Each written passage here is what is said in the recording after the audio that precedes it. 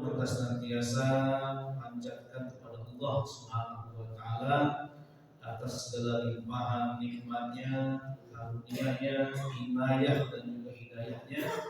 Semoga kita semuanya menjadi hamba Allah yang pandai bersyukur, sehingga terus menjaga nikmat yang sudah ada, dan dengan syukur kita insya Allah akan mendatangkan nikmat-nikmat yang belum ada.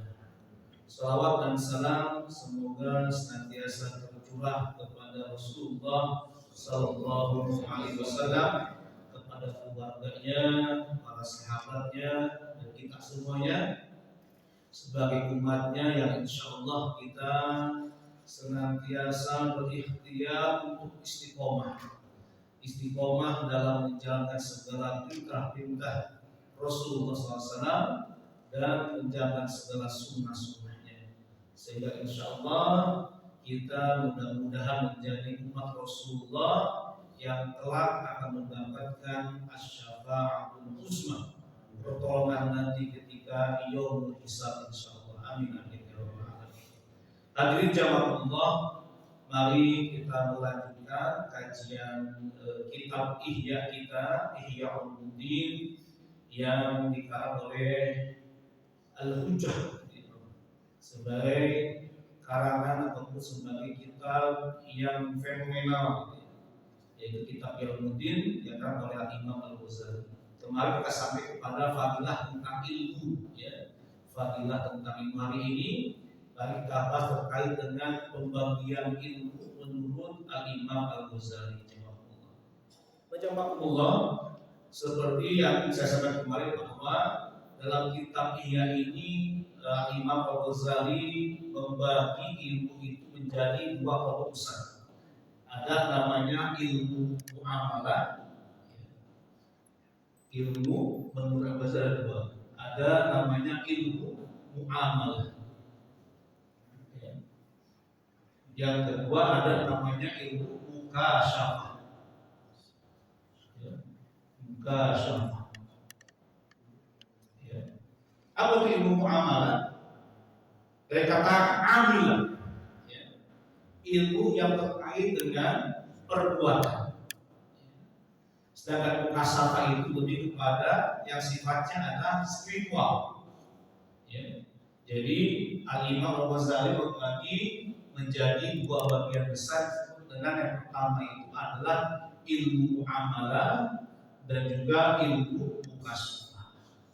Nah, ilmu muamalah terbagi menjadi dua, ada namanya zahir, ada namanya yang disebut dengan batin. Muamalah yang terkait dengan perbuatan dibagi menjadi dua oleh Imam Al-Ghazali. Yang pertama adalah dia perbuatan yang zahir, seperti ibadah, atau muamalah antara kita dengan sesama, seperti dalam fikih muamalah, akad qard, akad ijarah, akad mudharabah, terkait dengan adat kebiasaan.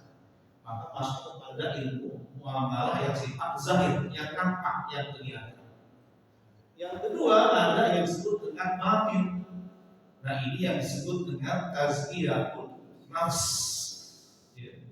yang dia terkait dengan qanaah, yang terkait dengan ridho, yang terkait dengan akidah, keyakinan, yang terkait dengan hal-hal yang sifatnya itu ada yang tidak nampak dan dia merupakan amaliyah qulub, perbuatan hati kita terkait dengan takdir Allah Subhanahu wa taala, terkait dengan berbuat amal lain yang kemudian kita ridho atau kita tidak ridho, maka itu dia disebut dengan ilmu muamalah. Cabangnya adalah batin, yang tidak nampak. Dan jazakumullah, sedangkan ilmu mukasyafah ini sering diartikan sebagai adalah ilmu spiritual yang memang hanya bisa didapatkan kalau orang itu dia sudah mencapai ilmu muamalah secara keseluruhan, gitu ya. Jadi tingkat spiritual orang itu terkait dengan amaliyahnya, gitu ya. Apakah amalnya dia itu misalnya ridho dengan takdir Allah baik atau buruknya, gitu ya. Atau terkait dengan ibadahnya, apakah dia sudah sesuai dengan tabah Rasulullah SAW, sholatnya, puasanya, zakatnya, hajinya, maka itu menjadi syarat orang itu mencapai yang namanya ilmu mukasyafah. Ya. Contoh misalnya, kalau dia hanya mengambil satu ayat dia ikuti, tapi hukum yang lain dia ingkari, maka nggak bisa mencapai ilmu mukasyafah. Maka kepatuhan terhadap hukum Allah, baik yang dia dalam amalah yang zahir, Allah terapkan misalnya terkait dengan riba, gitu ya. Dia yakini ayatnya, kemudian dia tinggalkan sunnah perintah Allah Subhanahu wa Ta'ala, gitu ya. Dan kemudian tidak meninggalkan ayat-ayat yang lainnya. Contoh misalnya dia ambil ayat riba, namun ayat tentang waris dia tidak ikutin, gitu ya. Padahal berkaitan dengan sesama apa harta, gitu ya. Maka tidak sampai mencapai kepada ilmu mukasyafahnya, gitu ya. Maka mukasyafah ini termasuk ada tadi syaratnya adalah kalau kita sudah menerapkan atau mencapai ilmu mukasyafah secara keseluruhan, gitu ya. Nah kemudian jawabullah dalam kitab yang dapat Al-Imam Ghazali bagi ada namanya ilmu yang fardu ain, ada yang fardu kifayah. Ya. Jadi Al-Imam Ghazali dengan sebuah hadis thalabul ilmi fardhatun ala kulli muslim. Jadi Bapak kalau misalnya dalam bahasa Arab ini ada namanya mubtada khobar. Ya. Kayak misalnya mubtada itu dia kata di awal kalimat yang butuh dijelaskan oleh kata kedua. Misalnya masjid itu besar. Nah, apa urusannya? Kalau mubtada itu adalah mudzakkar, gitu ya, maka khobarnya harus mudzakkar. Jadi ada namanya mudzakkar itu untuk apa? Untuk biasanya dipakai untuk yang berkelamin pria atau yang sifatnya itu dia kebijakan, gitu ya. Nah, coba contoh misal biasanya itu kalau nama orang laki-laki atau tidak dihadiri oleh kamar butuh, al-masjidu dia tidak ada kamar butuhnya, maka biasanya khobarnya kata yang menjelaskannya itu pun harus mudzakkar tanpa ada kamar butuhnya. Tapi dalam hadis Nabi SAW, thalabul ilmi, thalabnya mudzakkar. Ya. Tapi mengapa khobarnya dia fardhatun pakai muannas, pakai kamar butuh? Ya. Harusnya kan harusnya sama-sama tanpa kamar butuh. Al masjidu kabirun bukan kabiratun, salah kaidah. Tapi dalam thalabul ilmi Rasulullah thalabul ilmi untuk ilmu itu dia fardhatun. Kok bisa pakainya dia kamar butuh pakai muannas? Maka dikatakan oleh para ahli lughat karena memakai kamar butuh itu bentuk taukid, artinya apa? Penekanan. Kalau kalimat thalabul ilmi wajib itu hanya wajib saja. Tapi kalau memang pakai wajibatun atau fardhatun artinya sangat wajib, gitu ya, itu taukid, gitu ya, itu penekanan. Makanya menggunakan dia kamar butuh. Tak yang bentuknya bulat, tak ada dua. Ada kamar butuh yang bulat itu Pak. Ada dia taknis yang dia taknya bentuknya terbuka, gitu ya. Nah itu dia apa? Kenapa Rasulullah menggunakan fardhatun bukan fardun? Ya, karena untuk taukid, untuk penekanan. Jadi sangat wajib, jawab sangat wajib. Nah, kemudian Al-Imam Ghazali membagi menjadi ada namanya ilmu yang dia fardu ain, ya, dan juga ada namanya ilmu yang dia fardu kifayah. Apa bedanya antara fardu ain dan fardu kifayah? Kalau ain dia wajib ala kulli fardin, ya. Dia sifatnya itu mengikat ke setiap orang individu, perorangan. Ya. Kayak sholat wajib 5 waktu dia fardu ain, ya, zakat dia fardu ain bagi yang mampu.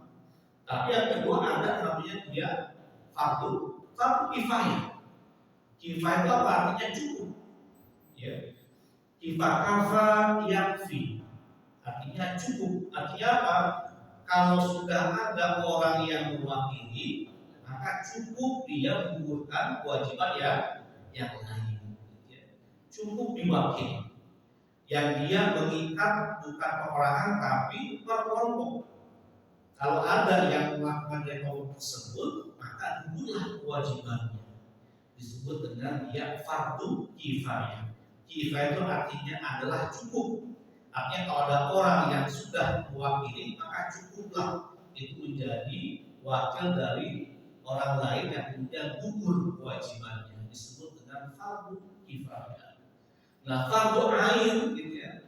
Fardu ain ini Imam Al-Ghazali mengatakan bahwa ada dia ilmu-ilmu yang memang wajib dituntut atau menjadi kewajiban seorang muslim untuk mempelajarinya. Apa itu, Pak? Al-Ghazali mengatakan kalau fardu ain ditanyakan kepada al-mutakallim, ya, para ahli teolog, ya, atau teologi, mereka mengatakan ilmu kalam itu adalah fardu ain, gitu. Ya.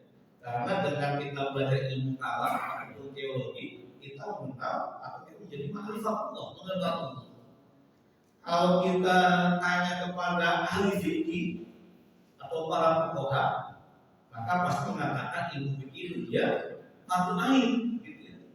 Karena dengan ilmu fikih kita tahu aturan bagaimana ibadah, ya, aturan muamalah ataupun juga hal saksian. Kalau tanya kepada ahli fikih, begitu kalau kita tanya kepada mufassirun, gitu ya, orang yang mereka ahli dalam bidang tafsir, pasti mengatakan bahwa ilmu tafsir dengan segala, ya, cabangnya, asbabun nuzulnya, gitu ya, dengan qiraat yang 10 ataupun yang 7-nya, gitu ya, terjemahnya, itu mengatakan ilmu tafsir menjadi fardu ain. Atau berkait kepada muhaddisun, para ahli hadis, pasti mengatakan bahwa ilmu hadis itu dia ilmu yang fardu ain, gitu ya. Maka beliau menyimpulkan yang fardu ain yang mana? Ya. Beliau mengatakan apa? Beliau mengatakan bahwa yang fardu ain itu dia yang mencakup 3 hal. Ya. Apa yang pertama? Yang pertama itu terkait dengan i'tiqad. Ya. Keyakinan. Yang kedua terkait dengan al-fiqh, mengerjakan. Yang ketiga terkait dengan tarku, meninggalkan. Ya. Jadi boleh mengatakan bahwa fardu ain itu ilmu yang fardu ain, yang menjadi kewajiban setiap muslim, ya, untuk belajar apa? Dia yang mencakup 3 hal. Yang pertama adalah yang terkait dengan keyakinan, i'tiqad atau akidah. Yang kedua terkait dengan al-fiqh, mengerjakan. Mengerjakan apa? Mengerjakan segala perintah Allah yang menjadi kewajiban setiap muslim. Yang ketiga, akal, ilmu yang menjadikan dia tahu mana yang harus ditinggalkan, ya, harus dijauhi dan harus tidak dilakukan jamaah. Maka inilah sebenarnya dia ilmu yang sifatnya fardu ain. Kalau dia mencakup 3, akidah, keyakinan. Yang kedua adalah al-fiqh, dengan ilmu itu dia tahu mana menjadi wajib dia kerjakan, yang harus dia amaliyahkan, dia praktekkan. Yang ketiga, akal, ilmu yang kemudian dengan itu dia tahu mana hal-hal wajib dia tinggalkan. Maka Al-Imam Ghazali mengatakan bahwa cukuplah sebenarnya, ya, bagi seorang muslim itu dia wajib mempelajari untuk melakukan 5 rukun Islam. Buniyal Islam ala khamsin. Islam itu dibangun dalam di atas 5 perkara. Apa yang pertama? Syahadatu alla ilaha illallah. Nah, syahadat itu masuk mana? Termasuk yang dia ada i'tiqad syahadat. Syahadat. Ini yang disebut dengan dia al-i'tiqad. Beliau mengatakan bahwa kalaulah ada anak remaja yang dia sudah mencapai usia balik, dia bermimpi kemudian keluar air mani, maka pada saat itu dia wajib kembali mempelajari tentang syahadat, ya, tentang syahadat. Dan kita alhamdulillah lahir dalam keadaan muslim, orang tua kita muslim, kita dalam keadaan muslim. Nah, Imam mengatakan bahwa kalau kemudian ada pelajar yang dia sudah mencapai balik tadi, maka dia harus menjadi apa? Orang yang menjadi kena hukum fardhu ain, memahami tentang akidah syahadat. Kenapa? Jemaah ini berkaitan dengan nanti adanya roib, adanya syakun terkait dengan syahadat. Kalau ada orang yang kemudian dia masuk Islam, dia kemudian ikrar syahadat dengan lisannya, tapi dalam hatinya, akidahnya, i'tiqadnya itu dia masih ragu dengan syahadat dia, bahkan sampai dia wafat masih ragu dengan syahadatnya, maka kata Imam mengatakan bahwa dia tidak wafat dalam keadaan Islam. Ya. Maka ilmu yang pertama itu dengan i'tiqad akidah. Siapapun yang dia sudah mencapai usia balik, gitu ya, maka harus balik dia belajar tentang akidah syahadat. Harus yakin betul. Jangan sampai ada keraguan dalam hati terkait dengan apa? Tauhid uluhiyah Allah ini. Bahwa Allah apa? Ilah. Kata Tuhan itu dalam bahasa ada dua. Ada ilahun, ada rabbun. Bedanya apa? Ada ilahun dan la ilaha illallah atau rabbus samawati wal ardi, Tuhan langit dan bumi. La ilaha, tiada Tuhan selain Allah. Apa bedanya ilahun sama rabbun? Sama, artinya dia Tuhan. Nah, ilahun dia selalu berkaitan dengan masalah ubudiyah, ya, Tuhan yang disembah.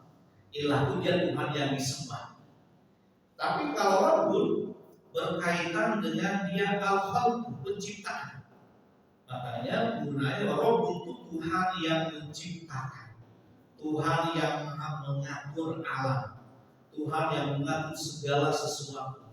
Makanya bukan ilhus samawati, tapi Rabbus samawati wal ardi. Karena Allah Rabbun, Tuhan mencipta langit dan bumi. Tapi kalau ilahun, maka dia sebut Tuhan yang disembah, terkait dengan akidah jemaah. Nah ini makanya dibagi ada namanya tauhid apa? Tauhid uluhiyah, ada tauhid rububiyah, ada tauhid namanya asma wa sifat. Ada 3 ya. Ada tauhid uluhiyah. Artinya apa? Tauhid yang kita meyakini bahwa Allah lah satu-satunya Tuhan yang disembah. Tauhid uluhiyah. Kata ilahun. Yang kedua ada tauhid rububiyah. Apa? Kita meyakini bahwa Allah satu-satunya zat yang dia maha menciptakan, maha mengatur segala sesuatu. Ya. Yang ketiga ada tauhid asma wa sifat. Allah yang memiliki hanya zat yang memiliki asma husna dan sifat-sifat tertentu yang dimiliki oleh makhluknya. Maka jemaah Allah ya, ini para ilmu yang berkaitan yang dia yang termasuk fardhu ain untuk Imam Ghazali adalah ilmu yang sifatnya berkaitan dengan akidah, gitu ya. Jamaah Allah gitu ya, mengkaji itu penting jamaah gitu ya. Dulu ketika Rasulullah hijrah ya, dari Makkah ke Madinah, yang dibangun itu bukan hukum fikih muamalah bukan gitu ya. Tapi apa? Tauhid dulu. Ya. Rasulullah dakwah secara sirriyah di Makkah itu yang dibangun bukan masalah fikih muamalah atau hukum terkait dengan haram dan halal, tapi apa? Masalah tauhid terlebih dahulu. Ya. Makanya jamaah Allah kita harus melangkah apa? Ilmu tauhid sejati kepada anak-anak. Ya. Yang meyakini bahwa bagus semuanya. Karena kita masuk banyak yang terpotong itu banyak.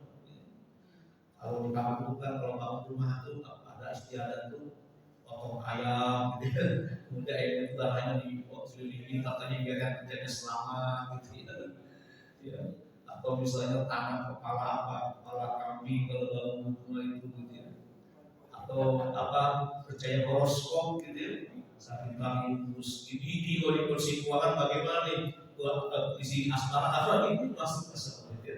Ini sudah terkontaminasi zaman Allah gitu ya. Makanya kaum penting sejarah penting karena kalau kata Imam Ghazali ini adalah ilmu yang wajib pertama yang dia tahu gitu ya, akidah gitu ya. Dan itu kita kaji terus ya. Anak yang dia lahir Muslim mungkin lahir dari keadaan Muslim, tapi ketika sudah balik harus dipahami lagi akidahnya ya. Dia sudah menjadi mukallaf ya. Kalau seorang Muslim ya, dia remaja, akalnya sempurna dan dia sudah mencapai bulu ya usia balik, maka dia sudah menjadi namanya mukallaf atau mukallaf dan tentukan dengan alaf. Apa dengan mukallaf dengan mukallaf? Kalau mukallaf itu ya orang yang dia baru masuk agama Islam, menyatakan keislaman. Apa yang kedua ada namanya mukallaf. Mukallaf Muslim yang dia sudah mencapai usia balik, akalnya sempurna, maka dia sudah terbebani dengan kewajiban agama. Kalau dia sebelum balik tidak wajib sholat, sudah balik dia wajib sholat. Kalau sebelum balik dia belum wajib shaum Ramadan, sudah balik maka menjadi mukallaf dengan wajibnya puasa Ramadan. Sudah menjadi mukallaf, terbebani dengan kewajiban agama. Maka perlu adanya tajdid, ya, tajdid akidah senantiasa kembali. Ya. Anak sebelum balik, ya, atau ada perempuan bisa kita punya perempuan, ya. Sebelum balik kita betul-betul ajarkan tauhid, ya, tentang keyakinan terhadap syahadatain, syahadat Rasul. Tadi ketika sudah balik kuat akidahnya masyaallah. Maka ini menjadi fardhu ain tentang akidah. Apa yang kedua? Yang kedua adalah al-fi'lu, ilmu yang berkaitan dengan dia mengetahui mana yang harus dikerjakan sama Allah. Namanya al-fi'l atau mengerjakan. Contoh misalnya tadi setelah salat sholat, zakat, puasa, haji itu semuanya terkait dengan kewajiban jemaah, dengan al-fi'l, dengan kewajiban melakukan sholat. Ya. Maka orang yang dia sudah menjadi mukallaf, akalnya sempurna dan dia sudah balik, gitu ya, maka dia harus punya ilmu terkait dengan mana yang harus dikerjakan. Sholat, kalau dia sudah masuk waktu zuhur, gitu ya, dan dia sudah ambil balik kata Imam Ghazali, maka wajiblah minimal dia tahu bagaimana tata cara toharohnya. Ya. Yang kedua tata cara sholatnya, apa syaratnya, apa rukunnya, apa yang membatalkannya, kapan waktunya. Nah itu dia menjadi kewajiban fardu ain jemaah. Maka harus disiapkan jemaah. Al-fi'lu, mana banyak kewajiban itu banyak jemaah. Dan sesuatu yang dia kewajiban itu tidak terlaksana karena itu, maka itu menjadi wajib. Kayak misalnya sholat nggak sah kalau tidak wudu, maka itu wudu menjadi wajib pakai dengan sholat. Nah itu termasuk saya lihat banyak juga yang kadang yang butuh asal-asalan kita ya ada apa usah buka itu kita main apa tahu ya kita ada air orang mana tapi apa bagian yang harus naik tidak kena gitu ya. Ada sampai sih batas gitu ya. Ada butuh asal basah gitu. Air tambah tapi ya basnya tidak sempurna. Kita harus hati malah Allah. Ya bagian sedikit ujung rambut. Sampai mana? Sampai ke bawah. Nah, maksudnya pengen jenggot nih. Nah, jenggot apa harus dia apa?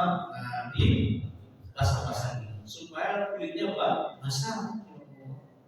Ya. Nah, itu istilah boleh. Apa pas kaki kadang-kadang ya asal kena air karena setelah vaksin tujuh wahai itu bila jadi apa harus dicuci bukan sekedar terang gitu ya dan kamu gosok-gosok gitu gosok-gosok selang-selangnya dibasah gitu ya nah, itu masuk ilmu tohar ya. Nah kadang-kadang ya kadang-kadang dia benar atau banyak dan bisa kadang-kadang kalau yang ada banyak dan najis kan kalau nggak gitu ya nggak dan asal kena gitu ya. Nah, itu ilmu tohar gitu ya. Harus dia tahu. Ya, kenapa? Karena berkaitan dengan al-fiqh. Ya. Ilmu untuk mengerjakan sesuatu yang wajib. Ya. Itu dengan sholatnya, ya, tahu mana kapan waktunya dan waktu selesainya dimulai dan kapan berakhirnya, tata caranya sholatnya waktu itu masuk al-fiqh. Ya. Ya. Ilmu yang berkaitan dengan sesuatu yang wajib jamaah. Itu pun kalau dia masuk waktu asar sama, harus tahu udah syaratnya kapan, mulanya kapan, selesai jamaah. Kemudian kalau dia punya umur panjang Qadar Ghazali masuk ke bulan Ramadan.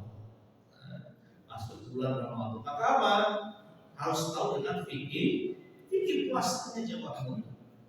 Karena sana ada yang sifatnya kewajiban. Kapan dimulainya? Dimulai ketika apa fajar sampai terbenam mataharinya, gitu ya. Harus tahu ilmu jamaah. Ini akan masuk al-fiqh. Ya. Kita Ramadan insya Allah berapa hari lagi Pak? 2 bulan, kurang dari 3 bulan insya Allah ya. Nah, mudah-mudahan kita panjang. Usia kita panjang, dari dalam bulan Ramadan, ya. Kita nikmati Ramadan, ya. Kita cari pahala bulan Ramadan, sebagai kita nanti yang bisa nanti insya Allah. Ya. Nah ini ya, jadi al-fiqh. Ramadan, gitu ya. Makanya jadi Ramadan tuh kalau bisa isi dan kajian fikih Ramadan, fikih puasa. Diisi sebelum Ramadan masuk.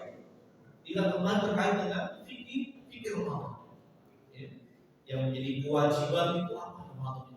Ya. Apa saja? Ya. Bukan yang sunnah, gitu ya. Yang sunnah hanya apa? Ini bukan fardu ain. Tapi yang menjadi itu apa? Tadi yang sifatnya adalah wajib dan agar puasa sempurna. Yang sunnah bukan fardu ain. Punya sunnah, maka apa? Belajar adalah sunnah. Tapi berkaitan dengan sah dan tidaknya puasa itulah jadi dia fardu ainnya. Yang tiga apa? Ada namanya zakat sama. Kalau dia punya harta baru, gitu ya. Kalau dia punya harta baru, maka dia wajib belajar tentang fikih zakatnya. Ya, misalnya ada bapak misalnya, ya apa beli tanah perkebunan di mana gitu ya. Misalnya ditanam tanaman yang dia menghasilkan hasil bumi itu ada zakatnya jemaah. Ya, maka belajar tentang fikih zakat az-zira'ah gitu ya, tentang zakat pertanian. Beli emas sekarang lagi viral emas gitu. Wah di mana mudah kalau beli emas, belajar tentang fikih zakat emasnya. menjadi wajib, ya, menjadi wajib. Ya. Atau bapak punya ternak misalnya besar, sapi, kambing atau yang lainnya yang itu menjadi objek zakat, wajib tetap bikin zakat peternakan. Kalau punya berapa ekor zakatnya berapa ekor, kalau sekian rumah zakat itu kan. Kalau punya ternak lele, wajib zakat apa? Ternak ayam, wajib zakat kan? Enggak, ada ayam bukan. Ternak ayam itu bukan termasuk objek zakat. Apa adanya? Unta, kambing, sapi atau kerbau. Ya. Kalau ternak ayam, ternak lele, bukan ternak lelenya, bukan ternak apa? Penghasilannya. Ya. Sama dengan zakat profesi misalnya, ya. Ya profesi ya, sebagai pegawai kantoran yang punya zakat dan punya penghasilan tetap, nah itu masuk kemana nih? Masuknya jadi kiasan ke zakat pertama, zakat emas misalnya, ya. Nah itu perlu jawab. Ya. Kenapa? Ini berkaitan dengan kewajiban kita. Ya. Ya. Berkaitan dengan kewajiban kita. Ada hal baru yang kita miliki, pelajari. Ya. Ada hal apa? Misalnya ada harta boleh kita beli atau kita miliki baru ini ada zakat. Kan berkaitan dengan kewajiban yang harus kita kerjakan. Ya. Ya Allah gitu ya. Kayak zakat profesi masih ikhtilaf. Ada yang mengatakan ya profesi itu kan masuk zakat kontemporer zaman Allah. Ya. Zaman Nabi nggak ada zakat profesi. Adanya apa zakat? Zakat mal, zakat tijarah gitu ya. Karena tuh yang namanya profesi di Nabi itu akan menjawab miskin zaman Allah gitu ya. Nggak ada gubernur kayak itu nggak ada. Makanya biasanya artinya akan zakat tijarah yang menjadi pejabatnya, tak besar gajinya gitu. Tapi sekarang yang menjadi pegawai kantoran atau kerja di sebuah perusahaan juga besar. Makanya ada zakat profesi yang khusus Nabi nggak ada. Ya. Karena itu termasuk peluang zakat khusus. Sehingga yang mencapai nisab zakat emas itu maka dia harus mengeluarkan zakatnya 2,5%, baru dia per bulan karena gaji tetap, atau dia setelah mencapai satu tahun setahun kemudian maka dia boleh pilih karena dia yang kelima apa? Terkait dengan haji. Ya. Haji itu termasuk dia fardhu ain juga bagi yang punya istitoah, yang punya kemampuan. Ya. Nah, makanya jamaah Allah ini haji ini oleh ahli pembahasan kata apa? Dia tidak perlu langsung mempelajarinya. Ya. Kenapa? Karena memang saatnya sedang istitoahnya wajib kalau memang dia sudah dipastikan akan berangkat. Ya. Ini pun ada yang apa ya? Waiting list itu berapa lama? Hampir 20 tahun lebih, gitu. Maka ketika minimal ketika dia sudah dijadwalkan berangkat kapan-kapannya itu sudah dipastikan tahun ini, maka dia wajib tanggung ain bagi apa? Mempelajari fikih haji ya. Nah, yang saya katakan itu apa? Minimal itu kita mempelajari ilmu yang kita profesi kita ikuti. Ya. Kalau kita sebagai pedagang maka belajar fikih. Kalau kita sebagai tukang rental, ya, entah rental apa, kita punya kontrakan atau kita punya rental kendaraan, maka belajar fikih ijarahnya tentang akan sewa bagaimana.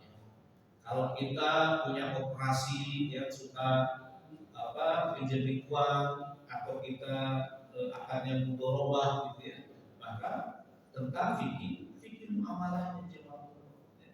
Saya pernah Umar bin Khattab itu ketika datang di pasar Madinah itu kata apa?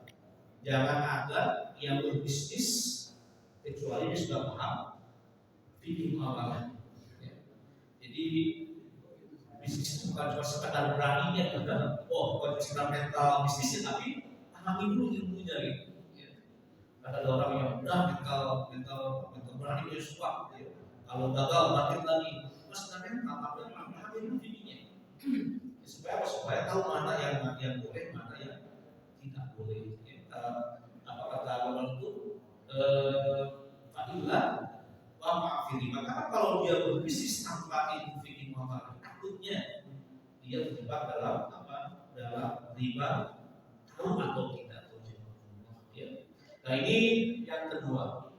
Apa yang dijawab Allah? Yang ketiga adalah takarku, ilmu yang berkaitan dengan apa? Berkaitan dengan hal-hal yang harus ditinggalkan. Ya. Nah, ini pun harus menjadi fardu ain jemaah. Rasul mengatakan salah sumurika, ada 3 hal yang dia akan berbinasa. Salah sumurika. Yang pertama adalah suhul mutlaq, sifat pikir yang ditaati. Yang kedua hawa mutbah, hawa nafsu yang diikuti. Apa yang ketiga? Yang ketiga i'jabul mar'i bi nafsi. Orang pun merasa takjub dengan dirinya sendiri. Ujub, sombong. Kata Al-Ghazali, orang pun kadang-kadang nggak bisa pas dengan ini, Pak. Ya. Susah kadang-kadang dari 3 ini. Rasa kikir, bakhil, ya, yang ditaati yang harus diikuti. Hawa nafsu, ya, hawa nafsu yang dituruti. Yang ketiga, merasa ujub, bangga dengan dirinya, sehingga apa? Dia meremehkan orang lain. Nah, makanya wajib belajar ilmu tazkiyatun nafs. Ya. Sama juga dengan hal lainnya dalam masalah apapun, dalam puasa pun sama, ada hal yang wajib ditinggalkan supaya tidak batal puasanya. Atau dalam haji misalnya pun sama, ada hal-hal yang dia harus lakukan. Dan itu jadi fardu ain bagi jamaah haji. Jangan sampai kemudian pas berangkat ke Makkah dan tahunya itu dilarang terus lakukan. Apa contoh misalnya? Apa larangan ketika kita berihram apa? Apa contohnya? Larangan ketika kita berihram. Berhubungan. Yang kedua pakai memakai apa? Gitu. Kalau tahu kan, maksud katanya nggak boleh gitu sih. Jadi, mana nggak boleh gitu. Ya, pas kalau apaan sih masa kita alur ini? Memang nggak boleh gitu. Orang betul. Itu kalau banyak Pak, saya banyak berkali berpikir haji itu. Saya sudah tahu Ustaz nggak boleh, hanya tentang itu padahal. Itu menjadi apa? Sebab karena dia tidak tahu tentang ilmu takut tadi. Ada hal yang ditinggalkan gitu. Dalam puasa pun sama misalnya gitu. Kalau orang yang kemudian bisa makan, ya, ada larangan itu berhubungan badan ketika berpuasa Ramadan. Kalau dia bisa berhubungan di setiap Ramadan, apa boleh Pak? Ada orang yang sengaja ya, berhubungan badan di bulan Ramadan atau tidak dalam bulan Ramadan berhubungan dengan istrinya, apa hukumnya Pak? Berpuasa berapa? 2 bulan berturut-turut juga.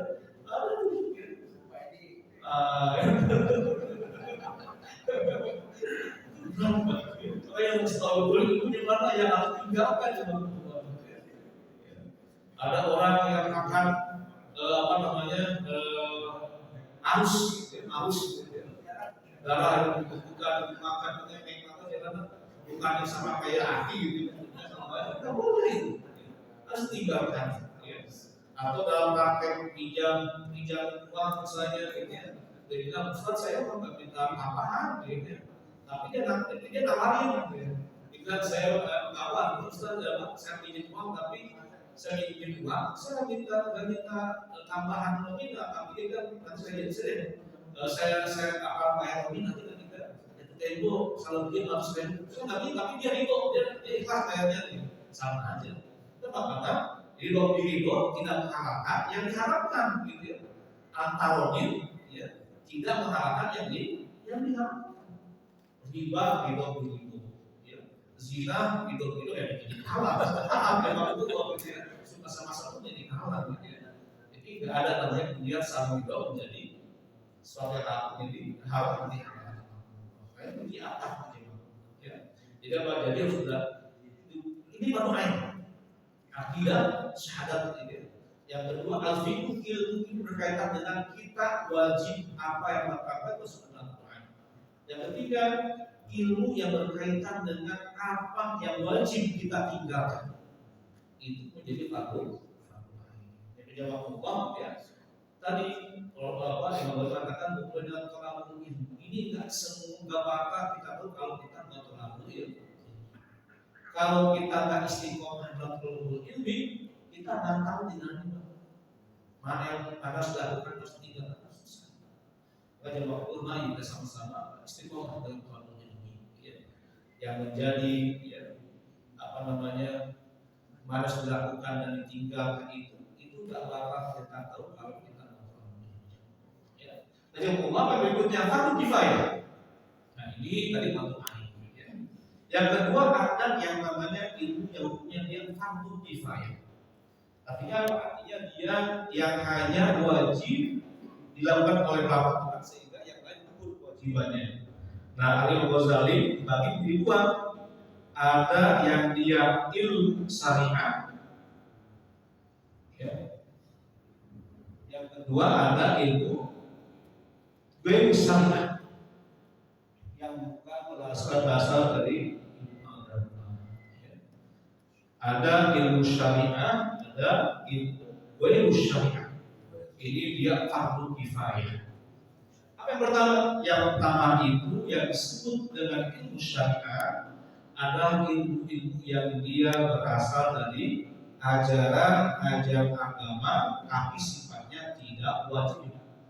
Apa contoh misalnya ilmu tafsir, ilmu hadis, gitu ya. Dia tidak menjadi fardu ain. Tidak mesti kita menjadi ahli tafsir semuanya. Tidak mesti kita menjadi ahli hadis semuanya. Cukuplah orang-orang yang memang dia fokus kepada ilmu tafsir, nah maka dia terangkan kepada yang lain, ini sudah menjadi ilmu fardu kifayah. Ya. Atau misalnya ilmu hadis dengan cabang-cabangnya, ada asbabul, ada ilmu jalur hadis yang menjelaskan nanti kenapa hadis ini dhaif, kenapa hadis ini hasan, kenapa hadis ini dia mau palsu. Itu dia penting, ya. Tapi ini adalah fardu kifayah, ya. Atau yang lainnya, ilmu waris, kita nggak mesti jadi ahli waris, jadi ahli farid. Tapi ada orang yang dia ahli ilmu farid, yang nanti ada dia bisa permasalahan ilmu waris, dia menjadi sumber kita bertanya, gitu ya. Nah, kayak ini fardu kifayah. Yang kedua ada namanya ilmu ghairu syariah. Nah, apa? Ini bukan ilmu dari agama, tapi yang mengatakan kalau ini nggak dikerjakan, nah ini bisa berbahaya dan dosa semuanya. Apa contoh misalnya Allah akan misalnya seperti ilmu kedokteran. Nah, ini fardu kifayah. Ya, nggak semuanya wajib menjadi dokter. Nanti nggak ada pasiennya gitu ya. Tapi apa? Menjadi wajib fardu kifayah. Karena kalau ada sebuah komunitas atau misalnya masyarakat ya, yang dia tidak ada yang menjadi dokter atau spesialis penyakit misalnya, nanti menjadi mudhar, maka nanti berdosa semuanya.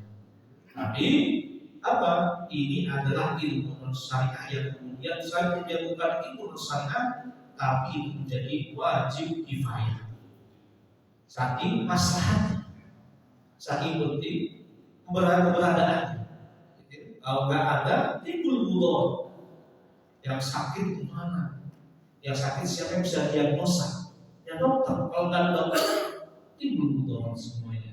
Maka ini wajib kifayah. Ada lagi ilmu ilmu pembangunan arsitek atau teknik gitu ya. Pembangunan bangun gedung yang safety gitu ya, yang aman, yang nggak mudah runtuh, wajib juga menjadi mudhar. Karena kalau tidak akan timbul mudhar. Ya.